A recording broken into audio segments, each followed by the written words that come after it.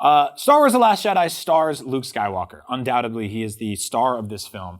Now, Luke Skywalker has always sort of been this like idyllic hero character, right? We've seen him as the hero shot on posters. He's smiling a lot. He's happy. He's excited. I don't think that's him. That looks like, who is that? Well, it's like, old concept art stuff.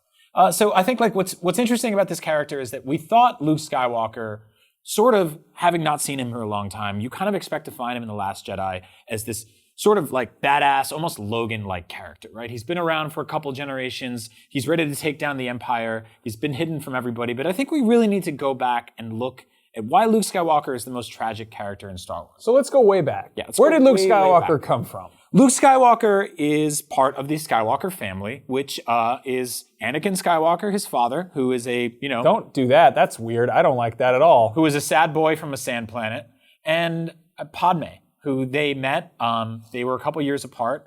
Ultimately, Luke's father has no father, right? Luke has no grandfather. He was born from immaculate conception. His parents kind of mean nothing. As Kylo Ren says to Rey, your parents are nothing. They were nothing. They don't care about you.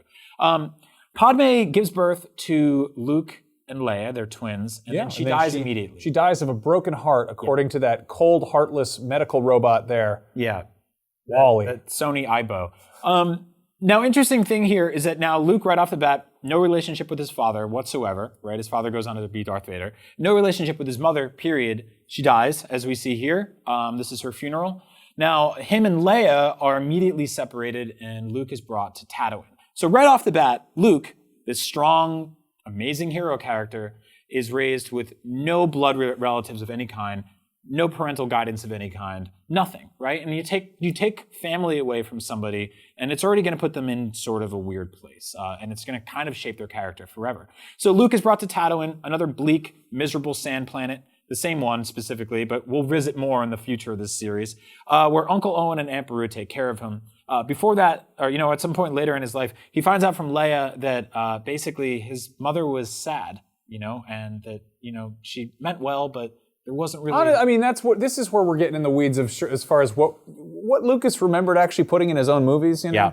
I mean, maybe Leia remembered through the Force that Padme was sad in those moments before she died. Yeah, or it was information passed down. But either way, the only thing he ever learns about his mother is in that conversation on that Ewok bridge of the tree bears in Return of the Jedi.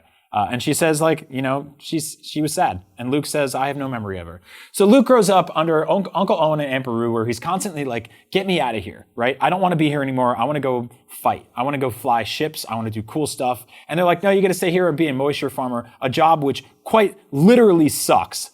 Mm-hmm. And then from there, he leaves for the afternoon, to kind of go mess around because he gets a droid with a secret message in it. And he comes home, and what's he find? The only parent figures he's ever had in his life burnt to a damn crisp on their front lawn, and their house is burned down. So you're an orphan again. You have to leave. You can't go anywhere. Where do you turn to? You turn to Obi-Wan Kenobi. Obi-Wan Kenobi is the first sort of more significant father figure that Luke finds. What is he? He's a aloof, insane, old rambling nomad. No, he's kind of he's sort of this crazy person who's like, no, Luke, when I'm sad, I always love to blow up government buildings. Yeah. And one of Obi-Wan's first acts to Luke is to lie to Luke about his father. So now Luke has no father, finds out that his father was killed by Darth Vader, which he eventually finds out is Darth Vader. So later in the film, we find out that Darth Vader and Obi-Wan face off. Obi-Wan is killed pretty much in front of Luke. Luke screams. Obi-Wan immediately turns into a Force ghost, or at least through audio, and communicates with him. But Luke, sees Obi-Wan, the closest thing he's had to a father figure, turn into a pile of clothes. That becomes a sort of a theory or a series in his life, right? This running theme where he goes and reaches out to Yoda in Empire, gets some wisdom from him, another wise old nomad, completely insane person who dies alone in a crappy cave, right? So Yoda dies right in front of him too. So now that guy's gone. So you take away all these characters from Luke that are important to him, and it makes him a terrible father figure himself, which we get to see in The Last Jedi. Now, before that, he has a sort of face-off with his father. He has a chance to kill him, finds a little bit of good in him, and then once again, watches a man that he cares about, that he looks up to as a patriarchal figure, die right in front of him. Are you seeing a theme here yet? Is it that Luke should be in a really good mood all the time? He's got this kind of Charlie Brown football scenario with important role models. Yeah, they're all kind of just dying off in front of him. Yeah. Fast forward to The Force Awakens, you have Ben Solo, who is the son of Leia and Han. Ben Solo is obviously twisted and, manipulated by both his internal and external demons. I think it's a pretty good guess that he lacked father figures in his life because Han Solo, not really the best dad of the year, right? When we find him in The Force Awakens, he hasn't talked to Leia in a long time. He's back in his old routines of hanging out with weird druggies and drunk jailers and stealing stuff and, Honestly, what I really like about the new movies is they do kind of destroy these heroes. Like Return of the Jedi ends and it's this happy celebration and it's perfect, but sometimes that's not happily ever after. Yeah. They're basically hey, Han Solo was always sort of a scumbag. He was kind of dilly-dallying with royalty and had a good time and got caught up in this this exciting thing, but maybe he didn't want to be a family man. Yeah. Meanwhile, Luke is probably dealing with some pretty heavy PTSD, so yeah, why would he ever be perfectly grounded the day is saved? It's a good point too, because it's Return of the Jedi feels like Christmas, right? You're opening up presents, but then you still wake up on the 26th and stuff kind of sucks and you got to deal with it. So they had a party with the Ewok bears and the next day they're well, there's still evil out there. Yeah. So Ben Solo becomes Kylo Ren, but before he does that, he kills his father. And before he does that, he has a face-off with Luke, which we learn about in The Last Jedi. Luke basically, as a failed father figure himself after having no parental guidance his entire life, takes a lightsaber in his hand in a moment of sort of brash, conspiracy and craziness that he ends up regretting for the rest of his life, holds up a lightsaber to kill Ben Solo, his nephew, who he promised Leia he would train to be good. So now he's not only letting down his apprentice, his nephew, and his sister, but also one of his best friends in Han. Han's out of the picture.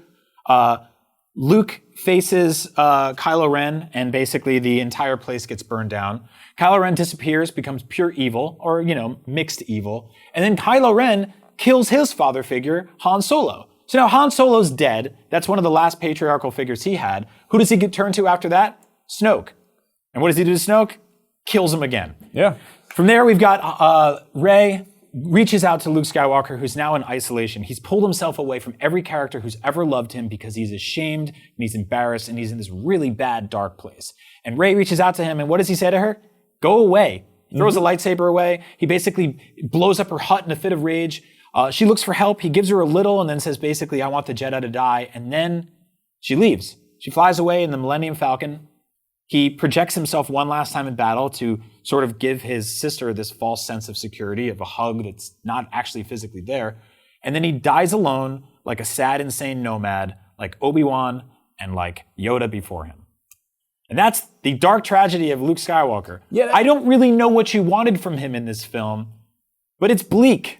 And I think it's supposed to be. Also, you're going to have to get rid of Luke at some point. You're going to have to do something with him. I feel like he could have done, he could have gone out and sort of with more glory than he did, but at the same time, that doesn't really fit the whole motif here. Yeah. The fact is that he did fail. The whole reason that they've got Kylo Ren to worry about is because Luke screwed up and acted on a moment of impulse. And he basically learned from Obi-Wan's mistakes wrong, He's like, a bad Jedi, this could go horribly awry. Well, I guess I'll, oops, and then, so Luke Skywalker, it kind of sucks. The hero's journey isn't always heroic the entire time. No, especially if you're going to be making a new Star Wars movie every year or so. That's true. Chewie, it belongs in a museum. That was our video about Star Wars. Man, we've made a lot of videos about Star Wars, so here's some more videos about Star Wars. Right, Greedo? That's not how he talks.